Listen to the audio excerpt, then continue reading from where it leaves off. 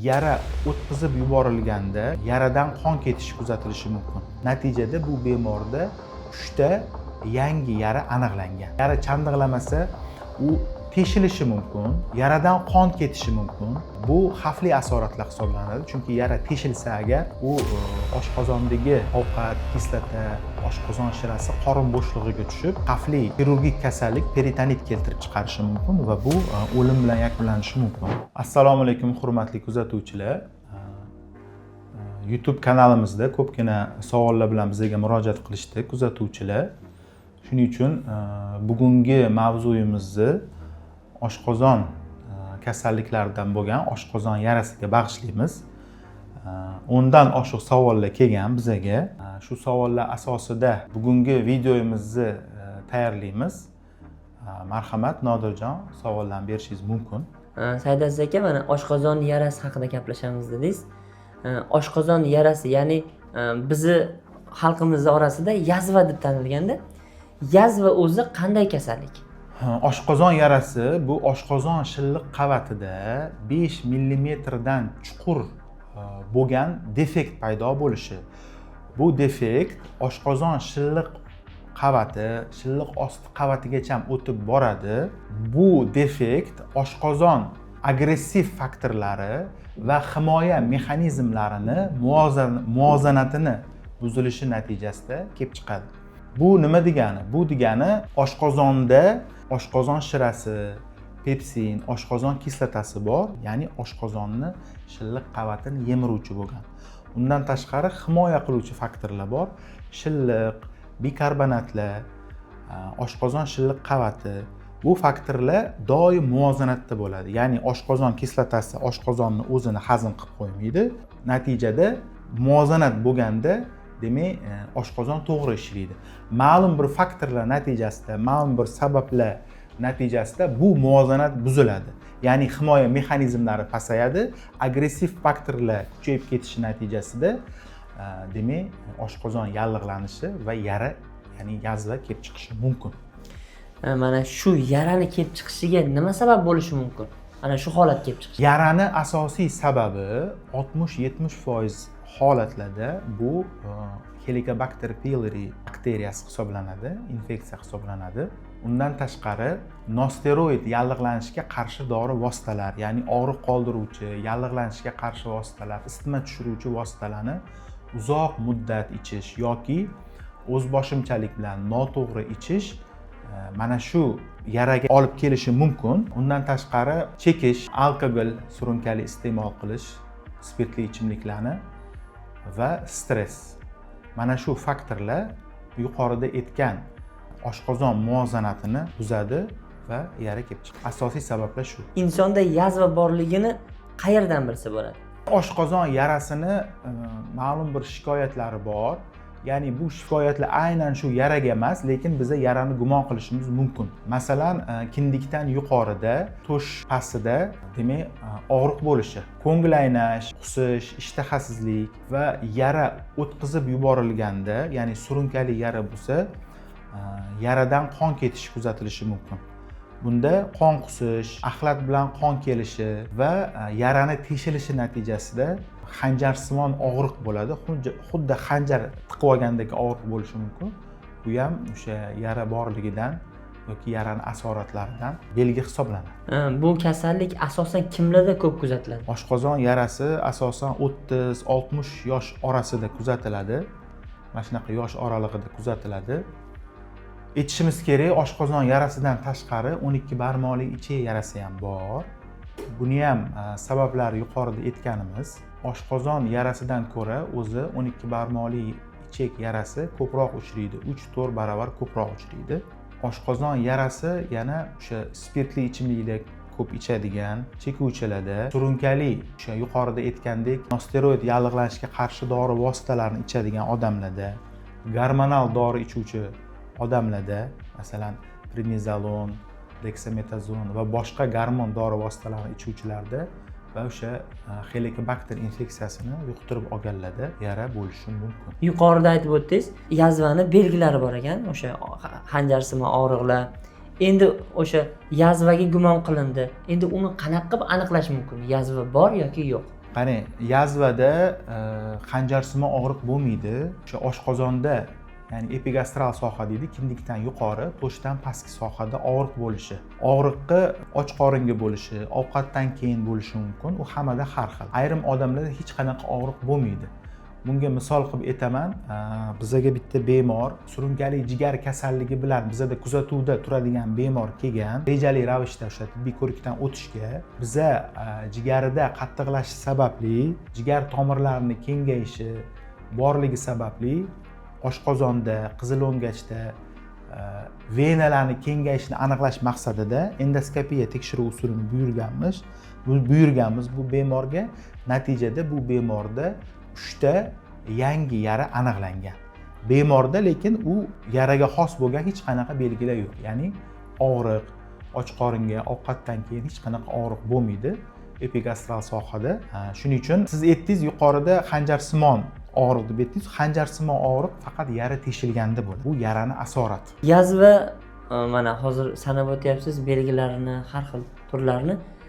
Yazva o'zi yuqumlimi? Birovga yuqishi ham mumkinmi?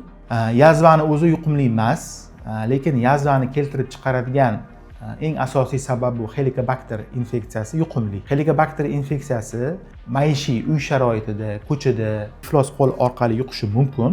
Undan tashqari og'izdan og'izga, ya'ni so'lak orqali yuqishi mumkin. Shu infeksiyani yuqtirib olish ehtimoli juda yuqori.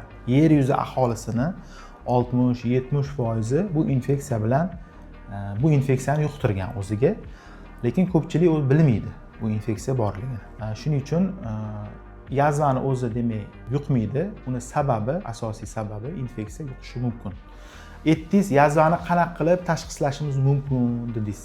Agar vrach ko'rigidan keyin yazvaga gumon bo'lsa yoki oshqozon ichak muammosiga gumon bo'lsa, bu oltin standart bo'lib endoskopiya usuli hisoblanadi. Ya'ni maxsus zond orqali og'iz bo'shlig'i, qizilo'ngach, oshqozon, 12 barmoqli ichak ko'riladi va shu ko'rganda oshqozonda, 12 barmoqli ichakda va boshqa oshqozon ichak traktining o'sha yuqori qismlarida yara bo'lsa aniqlay olamiz.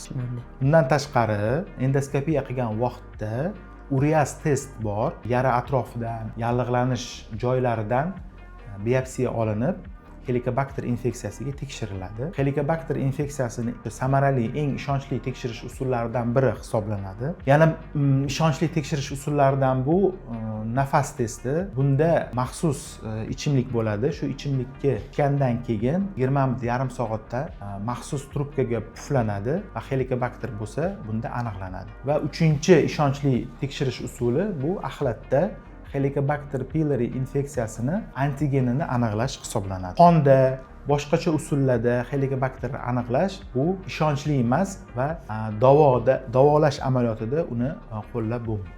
Yazva bilan og'rigan bemor to'liq tuzalib ketadimi? Yazva bilan og'rigan bemor hozirgi vaqtda to'g'ri davolansa tuzalib ketadi.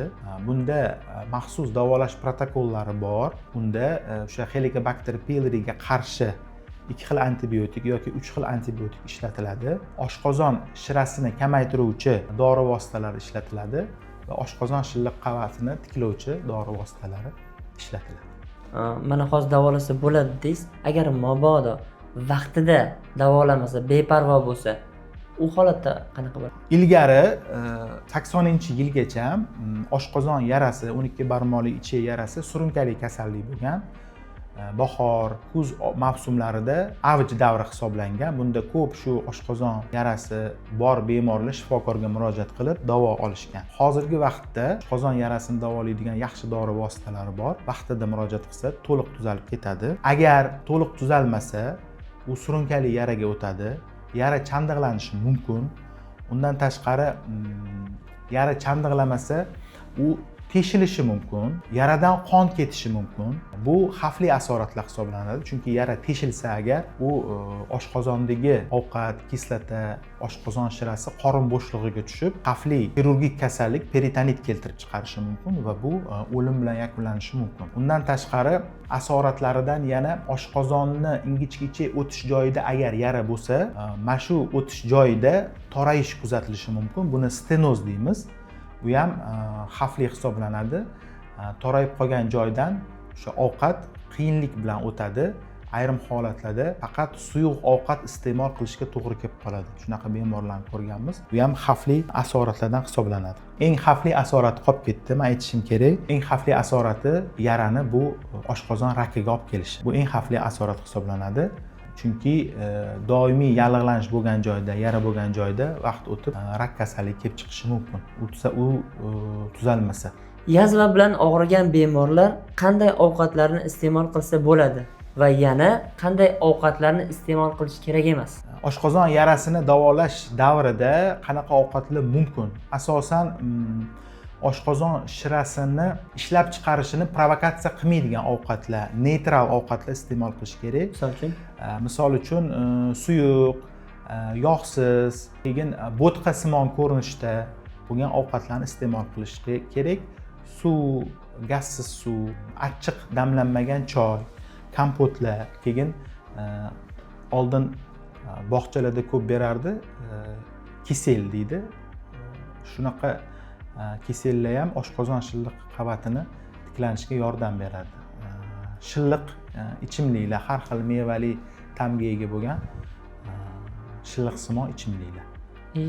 Shularni tavsiya qilinadi. Bu parhez uzoq vaqt davom etmaydi. Oshqozon yarasi tuzalgandan keyin yana o'zini ratsioniga qaytishi mumkin bemor. Nima mumkin emas? Achchiq, sho'r, dudlangan, uksus qo'shilgan, nordon, masalan, sabzavotlar, mevalar, bular mumkin emas. Qat'iy ravishda spirtli ichimliklar ichish taqiqlanadi. Chekish mumkin bo'lmaydi. O'ta issiq ovqat, o'ta muzday ovqat ichish tavsiya qilinmaydi. Bu yara davosi vaqtida. Endi bu yazvani oldini olish uchun nimalarga e'tibor qaratishimiz kerak? Oshqozon yarasini oldini olish uchun o'zi agar hech narsa bezovta qilmagan taqdirda ham 30 yoshdan o'tgan odamlarda o'sha helikobakter infeksiyasiga tekshirib qo'yish kerak. Albatta zond yutish shart emas. Shu yuqorida aytgan testlar bor. Shu testlardan o'tib, agar helikobakter aniqlansa, keyin endoskopiya qilib, endoskopiya xulosasiga ko'ra davolanish kerak. Birinchi profilaktikasi shu. To'g'ri ovqatlanish tartibiga rioya qilish, o'sha keyin stressdan odam o'zini himoya qilish kerak va alkogolli ichimliklarni ichish, chekishdan demak tiyilsa, o'sha oshqozon yarasini profilaktikasi bo'ladi shu. Rahmat. Oldin juda ko'p studentlarda, talabalarda mana shunaqa yazva bo'lib qoldim, oshqozonda yara chiqdi degan narsalar bo'lganda, hozir ham menimcha shunaqa studentlarda ko'p. Mana shu studentlarga nima tavsiya bergan bo'lardingiz? Endi studentlarda bunaqa holat bo'lishini ko'pligi nima bilan bog'laymiz? Studentlarda stress ko'p bo'ladi. Keyin ovqatlanish tartibi to'g'ri bo'lmaydi. Ko'p och yurish holatlari kuzatilishi mumkin. Mana bu holatlar undan tashqari helikobakter infeksiyasi ham bo'lishi mumkin. Bu holatlar oshqozon tabiiy muvozanatini, tabiiy muhitini buzadi. O'sha aytdik, oshqozonda agressiv faktorlar bor va himoya mexanizmlari bor. Bular doim muvozanatda bo'ladi. Muvozanatni buzilishiga olib keladigan eng asosiy sabablar yuqorida aytdim, helikobakter pylori, alkogol iste'mol qilish, chekish va stress faktorlari hisoblanadi. Mana shu faktorlarning ko'pi demak studentlarda bor. To'g'rimi? Ko'p studentlar chekadi hozir. Endi spirtli ichimliklar iste'mol qilishi mumkin. Imtihon paytlarida, o'qish paytlarida stress holatlari bo'ladi va o'sha vaqtida ovqatlanmaslik. Mana shu nojo'ya, noto'g'ri faktorlarni kamaytirish kerak studentlar. Shunda oshqozon yarasi uchrash ehtimoli kamayadi. Oldi olingan bo'ladi. Rahmat. Mana oshqozon yarasini davolasa bo'ladi dedingiz. Dori-darmon bilan davolash mumkin, to'g'rimi? Agar mabodo dori-darmon bilan davolanmasa, operatsiya yo'li bilan davolanadimi? Chet elda, Yevropa, rivojlangan davlatlarda, Amerikada agar oshqozon yarasi operatsiyagacha olib borilsa, shuni operatsiyagacha olib borgan doktor bo'lsa, u doktor yomon doktor hisoblanadi. Davolay olmagan bo'lsa agar, u doktor yomon doktor hisoblanadi. Bemorda bo'lsa-chi? Endi Diyeta amal qilmasligi mumkin. yo'q, bemor oshqozon yarasi o'zi 14 kun davolanadi. 14 kun. Asosiy davo 14 kun davom etadi. Shu 14 kun ichida bemorga endi tushuntirish kerak-da. Bemorga vaziyatni, holatini, muhimligi, kasali og'irligi, buni tushuntirish kerak. Dorilarni vaqtida ichish kerak, to'g'ri ichish kerakligi va dorilarni bemorga to'g'ri yozib berish kerak. Vaqti bilan. Bu dorini bunaqa vaqt ichasan, ovqatdan oldin, keyin, shuncha muddat. Keyin bizani bemorlar uni bezovta qilayotgan belgilar kamaysa yoki yo'qolib qolsa, davoni to'xtatib qo'yadi. O'z boshimchalik bilan. Yaxshi bo'lib qoldim-ku deydi. Qolganini nima qilaman men ichib deydi. Jigarimga ta'sir qiladi. Shunaqa aqlli bemorlar bor-da. Qattandir anaqa chiqarib olishgan, o'zligi xulosa chiqarib olishgan, jigariga ta'sir qiladi, boshqa joyiga ta'sir qiladi deb to'liq buyurilgan kursni ichmaydi. Natijada davo chala bo'lib qoladi va 5 oy, 6 oydan keyin, 1 yildan keyin yana kasallik qaytalanadi. Shuning uchun doktor buyurgandan keyin, vrach buyurgandan keyin sizni holatingiz yaxshilanib qolgan bo'lsa ham 5 kunmi, 6 kundan keyin, 1 haftadan keyinmi qolgan davoni ham o'sha yetkazish kerak. 1 oyga yozilgan bo'lsa 1 oy ichish kerak dorisini, 14 kunga yozilgan bo'lsa 14 kun ichish kerak. To'liq kursini ichish kerak. U nimaga u kurs joriy qilingan? U doktorning xohishi bo'yicha buyurilmayapti bu kurs. Bu davolash protokoli bor. Minglab bemorlarda davo samaradorligi, bu davo samaradorligi isbotlangan. Ya'ni biza isbotlangan tibbiyot asosida davolaymiz. Mani fikrim emas, aniti professorni boshqa qanaqadir vrachni fikri emas. Qo'shnimmi yoki sizni qanaqadir shu dorini ichganingizda yaxshi bo'lib ketganingiz sababli uni buyurmayapmiz biza. Davolash protokoli Yevropada, Amerikada, boshqa davlatlarda minglab bemorlar mana shu sxema, mana shu dori vositalari orqali yaxshi bo'lgan, tuzalib ketgan va kasallik qaytalanmagan. Bu ilmiy izlanishlarning xulosasi. Bitta qo'shningizni gapi to'g'riroqmi yo 1000 ta odamni tuzalganidan keyin olingan natija to'g'riroq hisoblanadi? O'zi bunda o'ylab qarasangiz. Albatta to'g'rimi? Ko'pchilikni xulosasi to'g'ri hisoblanadi. Mana shu isbotlangan tibbiyot deyiladi. Shu davo kursini demak to'liq ichish yarani to'liq tuzalishiga olib keladi. Mabodo operatsiyaga borsa-chi? Operatsiyaga olib borsa, bu asosan yara teshilganda operativ jarrohlik usuli qo'llaniladi. Unda o'sha yara o'sha ma'lum bir operatsiya usuli bilan yara sohasi olib tashaladi. Lekin yaraga olib keluvchi faktorlar davolanmaganligi sababli kelajakda yana yara kelib chiqishi mumkin. Baribir davolanish kerak. Operatsiya yo'li bilan yaradan qutulish o'sha paytda yaradan qutuladi, lekin to'liq yarani sababi davolanmaganligi sababli yana qaytalashi mumkin holat. Katta rahmat sizga. Juda chiroyli javoblar bo'ldi. Rahmat e'tiboringiz uchun. Kuzatuvchilarga ham. Kuzatuvchilarga bizani tilaklarimiz, sizlarda shunaqa muammolar bo'lsa, bu muammolar bilan yurmanglar. Bu muammolar keyinchalik yomon asoratlarga olib kelishi mumkin. Shuning uchun vaqtida shifokorga murojaat qilinglar. Oshqozon yarasi, 12 barmoqli ichak yarasini hozirgi vaqtda to'liq tuzatib yuborish imkoni bor. Vaqtida shifokorga murojaat qilsangiz bo'ldi. Sizlarni yana qanaqa mavzular qiziqtiryapti? Shular haqida bizga yozinglar. Instagramda profilimiz bor, YouTube'da yozsanglar bo'ladi. Shular sizlarni xohish istaginglar bo'yicha keyingi mavzularni tayyorlashga harakat qilamiz. Salomat bo'linglar, e'tiboringiz uchun rahmat. Bu diktorlarga o'xshab gapiradigan bu kitoblar.